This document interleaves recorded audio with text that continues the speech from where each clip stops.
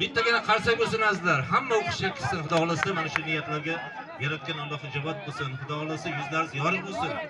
Yangi tumanimizga juda ko'plab kadrlar kerak. Mana shu kadrlar sizlar Xudo xolasa yangi tumanimizni gurkirab yashnatish uchun albatta sizlarni o'qishlaringiz juda zarur. Xudo xolasa tugatib yangi tumanimizni undan ham ziyoda respublikamizga ko'taradigan yosh yigitlardan yetishlaringizni yaratgandan so'rab qolamiz. Bayram muborak bo'lsin. Marhamat.